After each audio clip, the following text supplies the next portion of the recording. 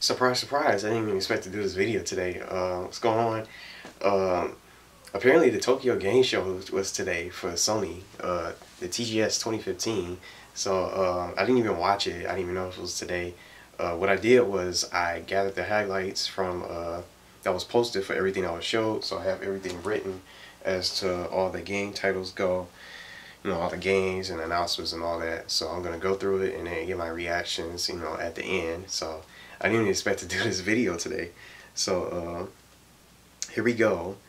I'm just gonna go through the titles here. It didn't really, impress me too much, but at least they had something that shows just new games, new titles, sequels, more HD remakes. I don't know how many remakes they're gonna keep doing, HD remakes of the same games from the past. So anyway, to start, apparently Gravity Rush is going to be a brand new Gravity Rush game. Gravity Rush was a game for the PlayStation Vita, but now it's going to be a sequel. And then also I have here Gravity Daze 2. Is it two different games, or is it just the Japanese version or something like that? Or is that a title that's what it's going to be in Japan? Like, is that the same game with just a different title name? I don't know. But Gravity Rush was a PS Vita game, so now it's going to be for PS4, and it's coming out in 2016. It was also announced that it's going to be a brand new Bloodborne DLC. It's called Bloodborne: The Old Hunters DLC. And speaking of DLC, it's going to be also Assassin's Creed Syndicate DLC. And then For Honor Oni Hero, I don't know what this game is. For Honor Oni Hero or something like that. Now Kingdom Hearts 2.8 is coming out. I didn't expect this either. Just Kingdom Hearts 2.8. I didn't know they were gonna make this.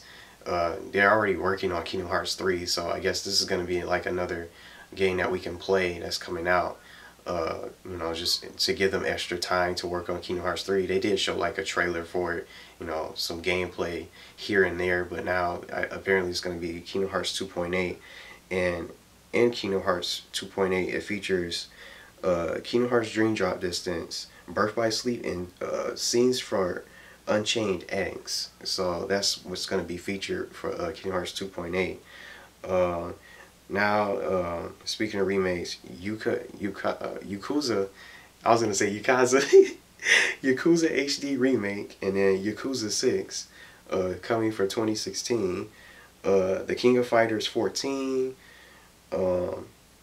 Saga Scarlet Grace was announced by Square Enix. This is going to be for the PlayStation Vita for 2016, and I'm surprised that they're making Vita titles now, because to me, in my honest opinion, I think the 3DS has been dominant over the Vita, and I never bothered getting a Vita because in my opinion, I always thought the Vita was it was a pretty good handheld console, but it just lacks games.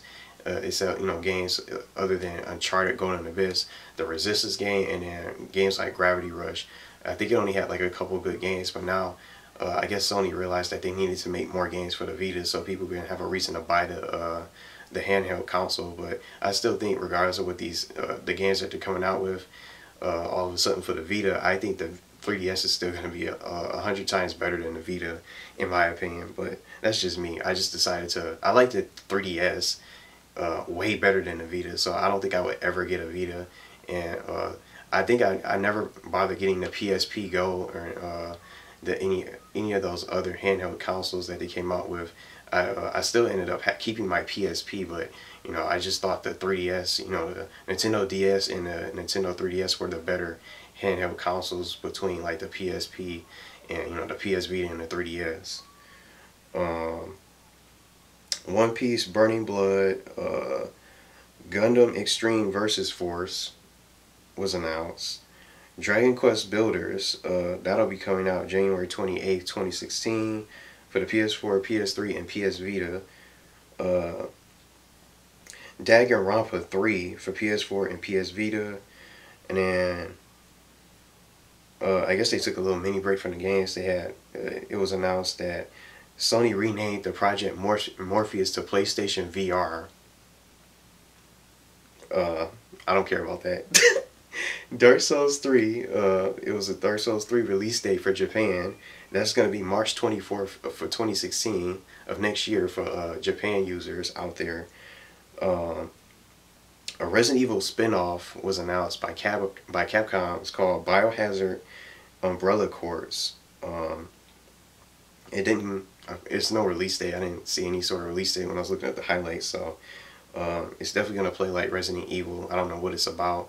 Is it gonna have some of those similar characters, Leon, Chris, Redfield, Wesker, or any of those other recognizable Resident Evil characters? I don't know what it's gonna be about. I didn't really check any gameplay or any videos of these games at all. I just looked at the highlights and just wrote these down. The brand new Star Ocean game called Star Ocean Integrity and Faithlessness gets a Japan release date, so they announced that. That's going to be February 25th of next year.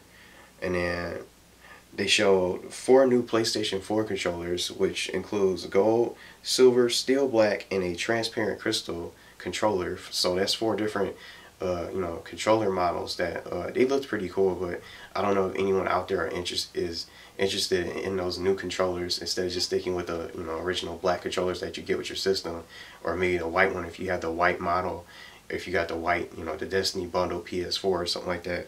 But they look pretty cool, but I don't know. I think it's just more additional stuff for people that can buy who have extra money.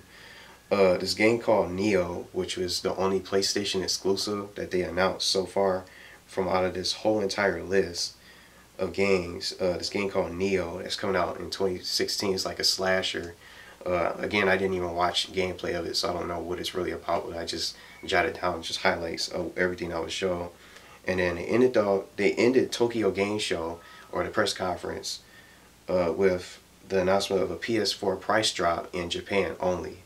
So I'm gonna have those details with the PS4 price drop, with the the comparison with the current price in yen, and then now with the new price drop, what it's gonna cost in yen in Japan. I'll just have that in the description of the video, along with all the titles and the release dates for the video. So that was basically it for Tokyo Game Show. So nothing to really I'm not excited about it, but it was okay. I guess they show like new sequels and stuff, but I'm just really tired of like the HD remakes. I'm tired of seeing that, and most people say that, oh, they have games to play, but most of them are not really exclusives. And then exclusives like the Order 1886 was just like a disappointment. It was like a game full of cutscenes that you could beat in one sitting, no matter how slow you play it, and you're guaranteed to beat it in like a day or two.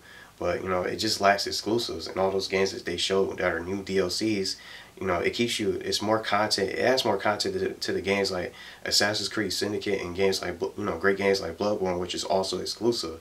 But you don't have, you only have that one exclusive that was really announced called Neo, like a slasher, for scheduled for 2016. But all the rest of those games, they weren't exclusives, so they were just all multi-platform games.